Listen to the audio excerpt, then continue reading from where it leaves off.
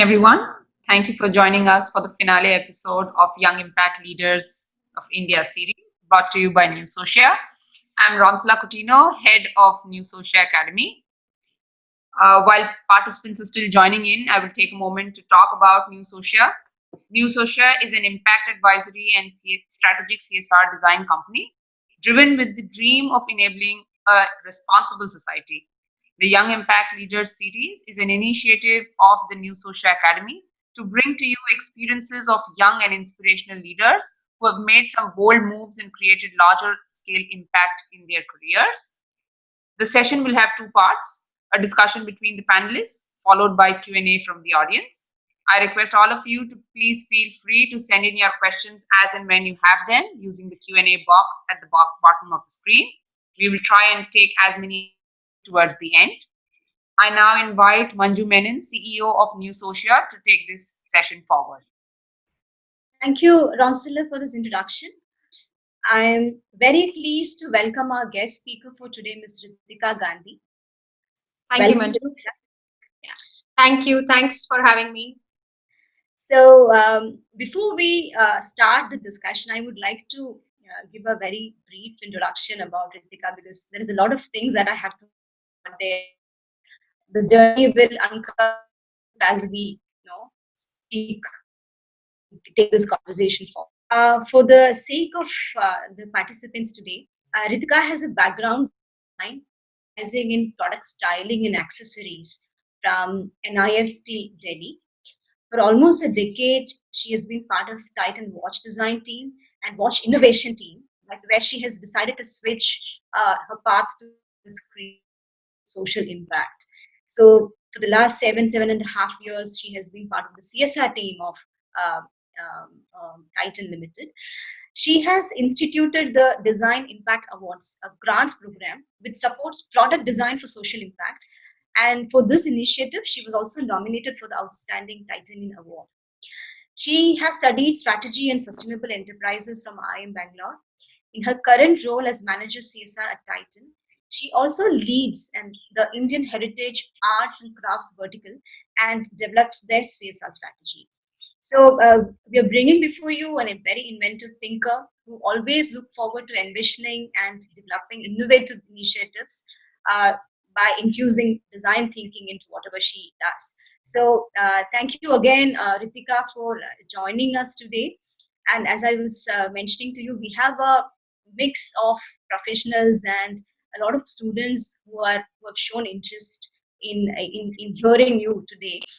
And I think the natural interest comes in terms of discovering how one can use design and how one can use a whole design thinking approach to solve social problems, right? So and for that reason, one of the first thought or one of the first questions that comes to my mind is, for you have studied design, you have studied, you've been a part that has been a part of your career for the initial years, and you've done some very exemplary work in designing jewelry and watches and other things. What inspired you to shift to a CSR or impact space? Thank you, Manju. It's my privilege to be here, and I'm thrilled to share this journey and hope to do justice and share some honest learnings. So the reason of my shift was restlessness, and I had spent a decade in design, doing products. I used to design jewelry, watches, graphics, lifestyle products. I also used to design craft-based products and did my own lines of jewelry, etc. But somewhere down the line, I started feeling, can I use my skills for a little larger problem? We are cocooned in our world when we are designing a product category, and I used to wonder what's the other side the real world, so to say. While that is as real, I mean, a watch is as brilliant and real, but what I meant was there are and issues which are much larger and can design for that. So I used to at home, on Old Airport Road. I used to be there at that time. And I used to wonder if I can use design skills myself to design prosthetics or the crochet baby products that they used to make, the women over there. And that was the trigger, and that's how the restlessness kept growing, and I started exploring. And thanks to for providing the opportunity and the encouragement, because I just went with a blank canvas asking, what can a designer do in social space. And CSR team was the closest for me to explore that, and hence I joined the CSR team, and that's how it began. That's pretty interesting, the way you explored yourself and you landed up doing something incredible later. So tell us a little bit about the challenges, if you faced any in terms of transitioning from a design role into a CSR role. The challenge primarily was the vastness of the social sector. There's no end to it, as you might know more than me. So and every sector, every vertical or every sector within the social sector is equally relevant and as important as the other. So it was about being able to make sense of the whole canvas, and you need to make yourself aware and understand how NGOs work, how social institutions are doing programs, and how these programs have evolved over years, and what needs to be done. So we were actually chalking out the strategy at that time, CSR policy, when I joined.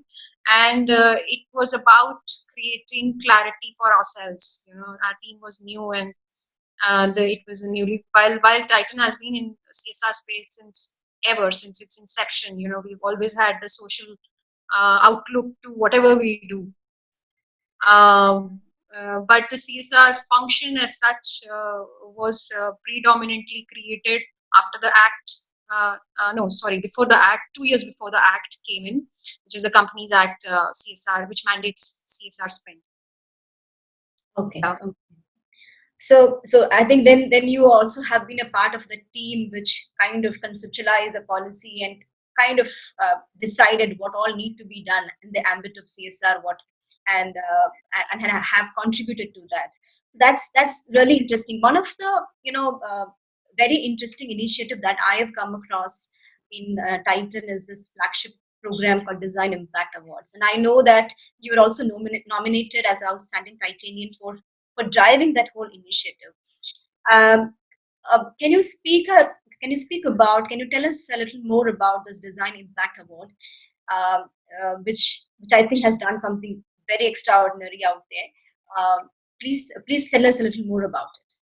Sure, we are still doing extraordinary things. I guess we have a uh, long journey to do, and we just begun.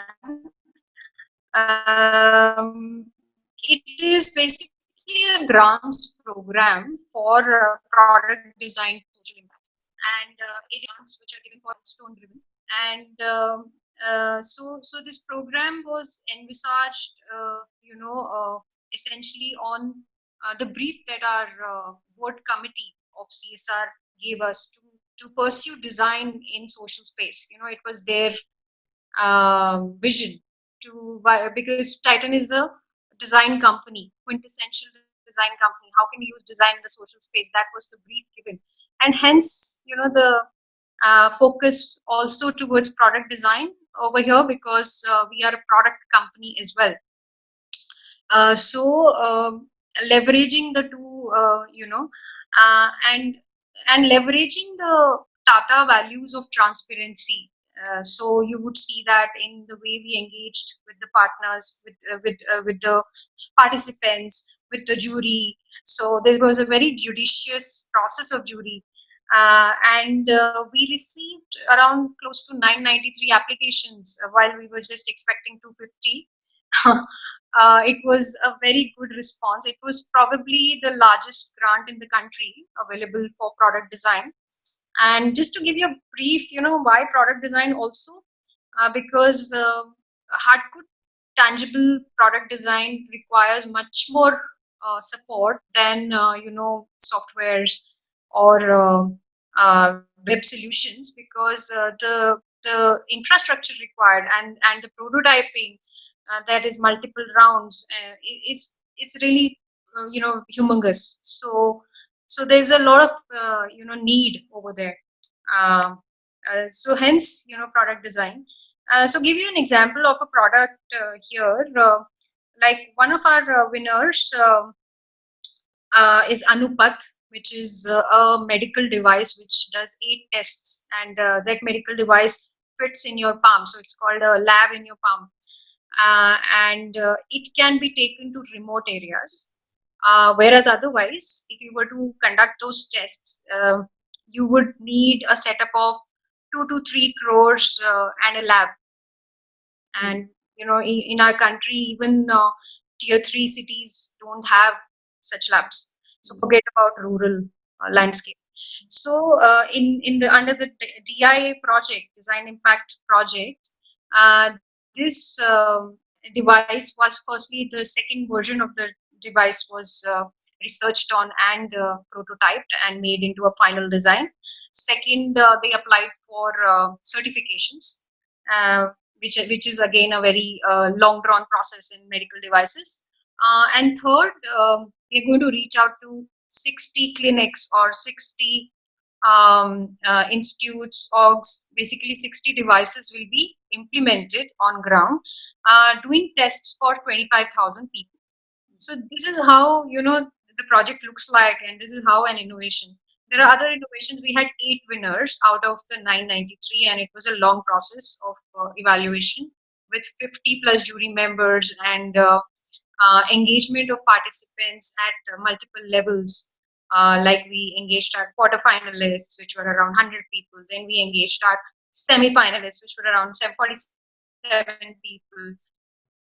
So it was a long run process, but you should go to the website and see those. And all 100 are listed on our website on designimpactawards.in. Okay. So I think for our audience, designimpactawards.in is a website where you can actually find the profile of all of these 100 participants who are the finalists, right, Ritika? They are the winners. The winners. Okay. Okay. The 8 are the winners, and the 100 are they were the quarterfinalists. Okay.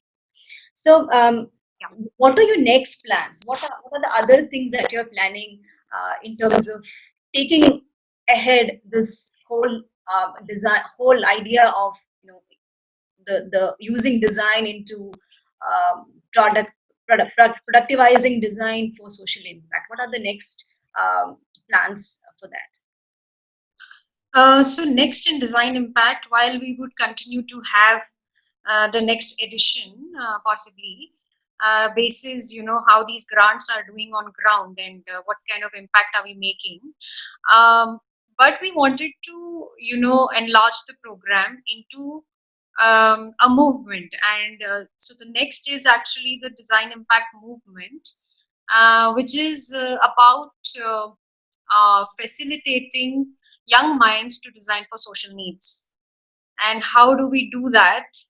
We went through long research, rigorous research, I would say, talking to various people in the sectors, from other grant programs, from incubators, design professionals, social innovators, our participants, what excited them, etc., etc. And we found out what made sense to provide value most in. And we are working on it right now. While we have the design of the whole program ready, it is yet to be rolled out. So do wait for that, and I'm sure we'll have another webinar once it is done.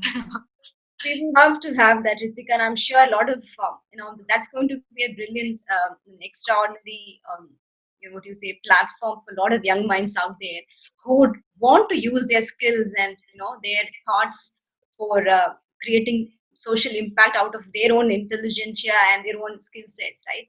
So we would definitely look forward to connecting with you, and if there's a chance of again coming back and speaking more about this whole design impact movement and how students and young professionals and others could be part of it, that's something that we would be really happy to speak about. So Yes.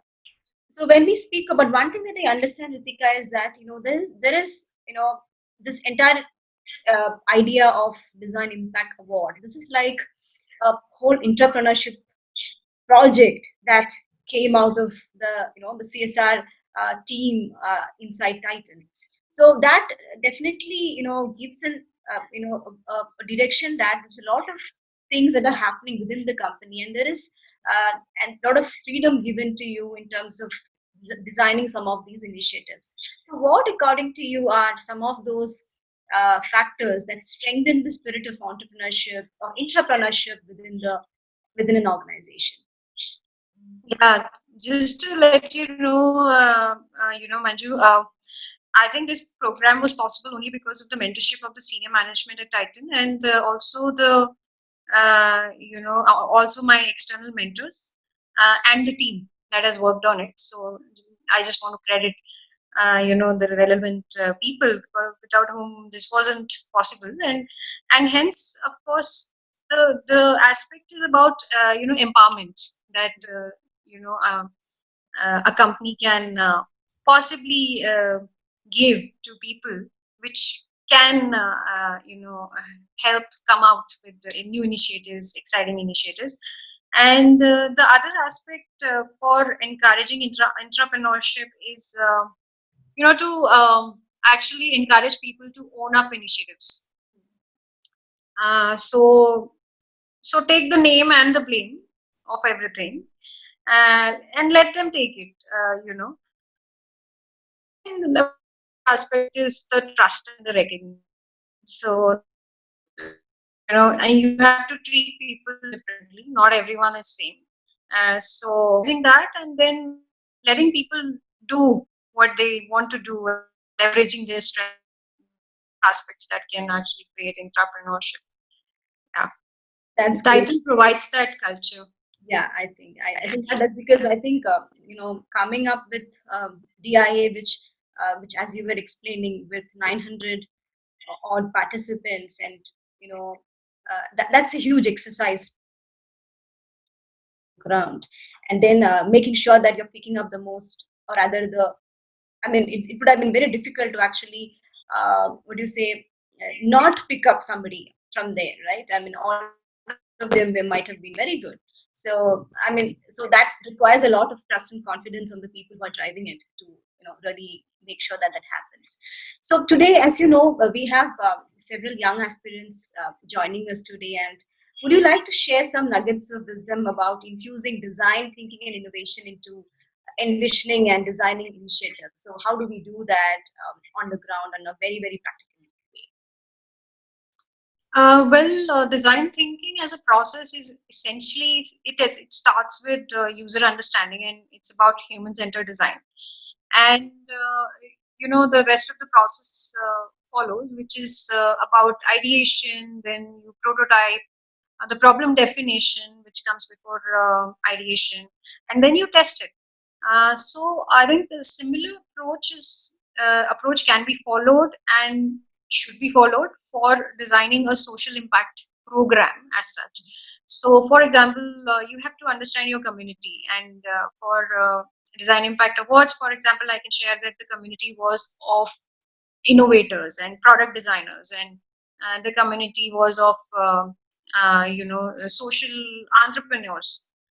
So you need to understand where they come from, what ignites them, what excites them, what will be the most value adding to them, and then differentiate your program from the rest, from the crowd. So you understand the landscape, you understand what has been done, and it's not just another award, but it's a deep engagement and meaningful engagement in that sense of a grant that makes visible difference on ground, and it is given in tranches, so you are making them accountable at every stage.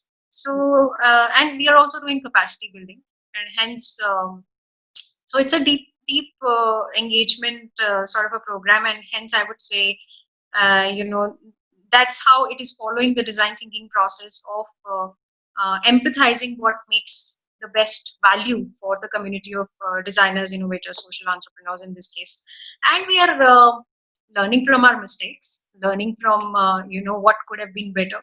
There are many things that we feel now that second edition should possibly integrate. Like for instance, we had close to 40% applications were from health sector, and hence 4 of our 8 winners are from health sector because the application pool was more. So now next time we feel that we might do one winner per sector, which sort of spreads it across. So that was one input that our board member gave. Um, and also the multi-stakeholders approach, which is again about understanding the canvas and utilizing it to the best possible manner. Yeah, so that's how you follow design thinking process for a social program.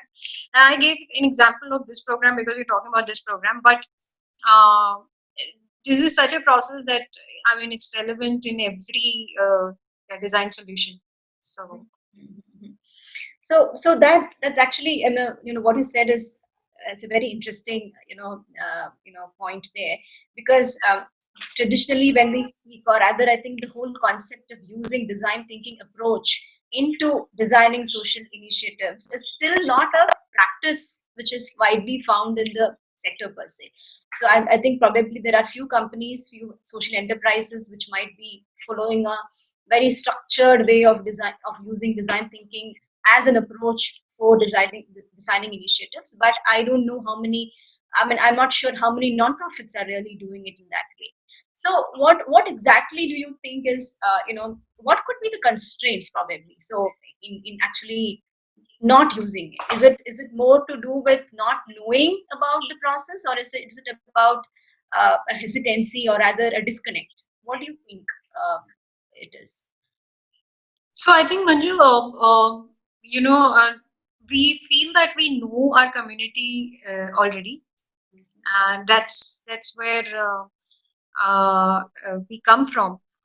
Whereas design thinking starts with empathy and user understanding, and which means you need to know your community more and more. And each time, it's not, even if you've worked with them for 5 years, people reinvent themselves, and the communities shift and change, and the outlooks change. So we possibly need to get back to, so design thinking is an iterative process, right? So I think one of the pitfalls might be that we already know our user. So that might be a pitfall, and especially when institutes or organizations are really old.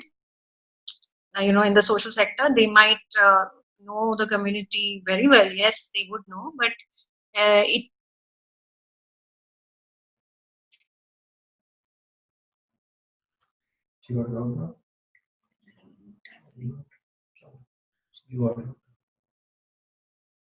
is good to. I think I got disconnected for a bit. Can you hear me now? Yeah, we can hear you. Yeah, please go ahead. Yeah.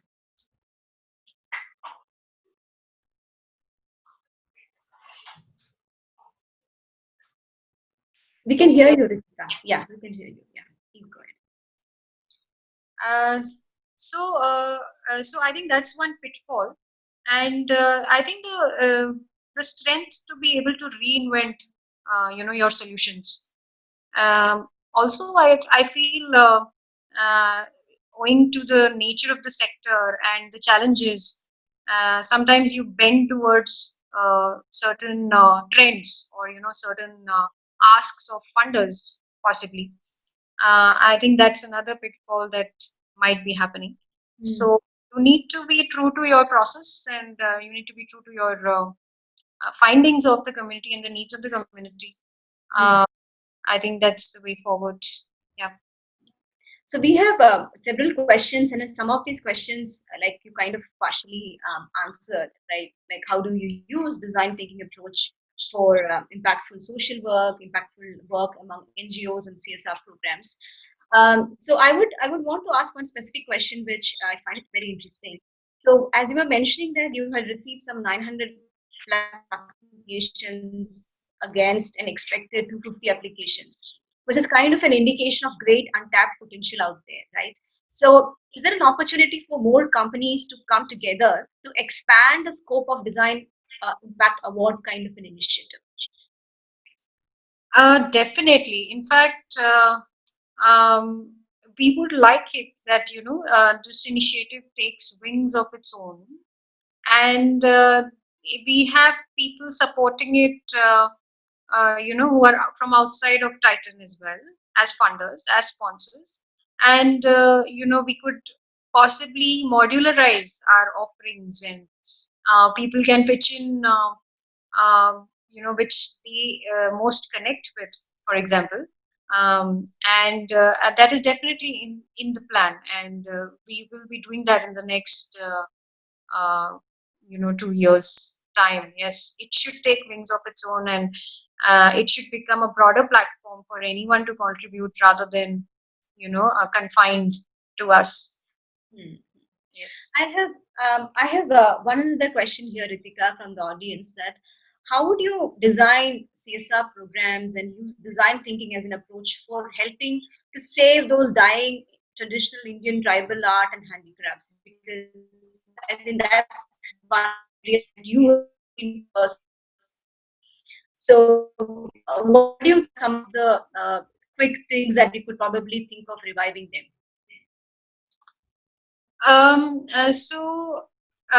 See, in terms of traditional heritage crafts, one needs to look at and have a holistic approach. And again, design thinking is from understanding what the community needs. For example, we have been working in communities, craft communities in Tamil Nadu, in Banaras, in Kashmir, and Karnataka. So our programs are firstly long-term programs, and that is very much required. It is not just about skilling them for 3 months and coming out. It doesn't create any change. So one is the long-term aspect of it. The second is about being able to support end to end. It shouldn't be just one aspect, but you need to look at the entire value chain, and understand that they need support in design as much as marketing, as much as skilling, as much as infra, or even capital.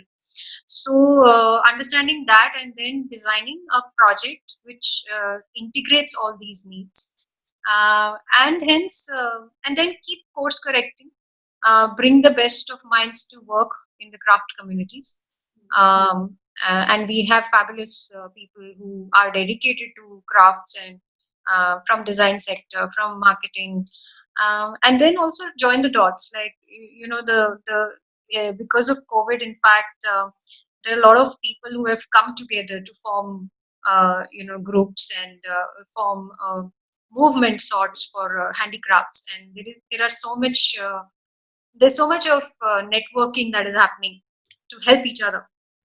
Leveraging that for groups, that's how you move forward in And the then tradition. I think COVID is also opening up opportunities actually for us to, in terms of relooking at the way we can revive some of the, how you use technology and networks to revive some of these, traditional sectors that we have. And I think, there's a good enough, focus from the company also, from your side also, and from the Titan company itself in doing something substantial out there. So we have a lot of questions actually coming, and flooding actually, to be precise. So, but I think I may have just one, maybe able to take one more question probably.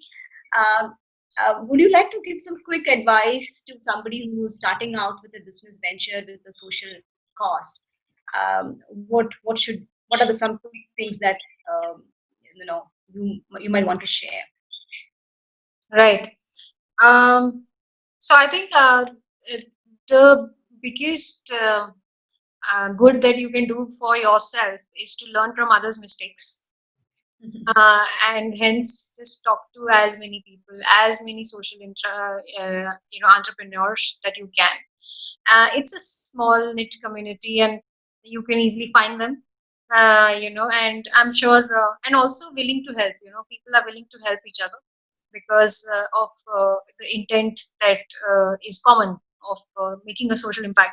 So, in fact, in the awards program, we managed to create some networks and communities like the top 100. They did residential workshops in Bangalore, and hence we created a WhatsApp group for them, and they are in touch with each other. Otherwise, like some of them said, it's a lonely journey, but we are so happy to see so many others from all over the country doing similar things, and having similar struggles. So learning from each other is, so also design impact movement is an is basically an initiative to actually be able to provide that learning in one platform.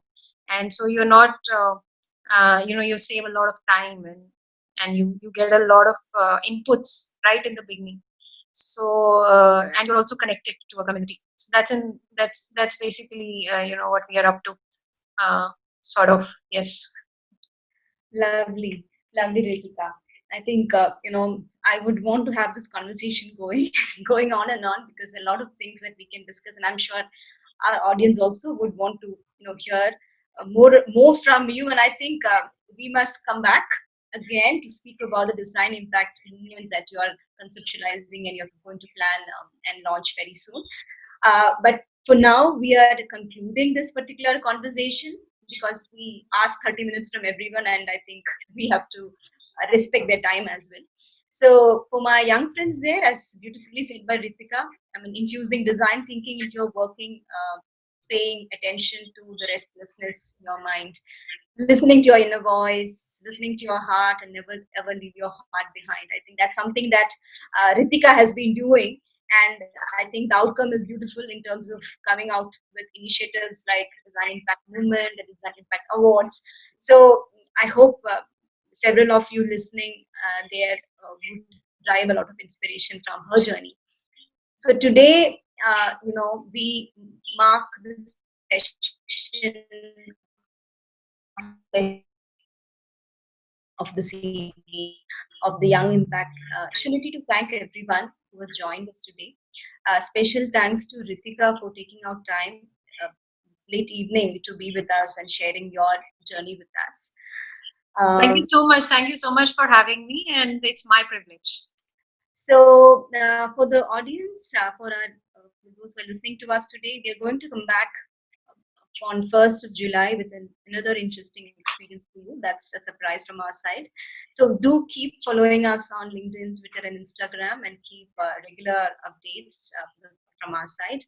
I would extend my sincere thanks to the New Social Academy team, who's actually the one who working behind and setting up all of these interviews that we've been running for the last 5 weeks. So once again, thank you everyone. Have a good evening. Thank you, Ritika, and we'll see. Thank you. Bye, everyone. Bye. Thanks.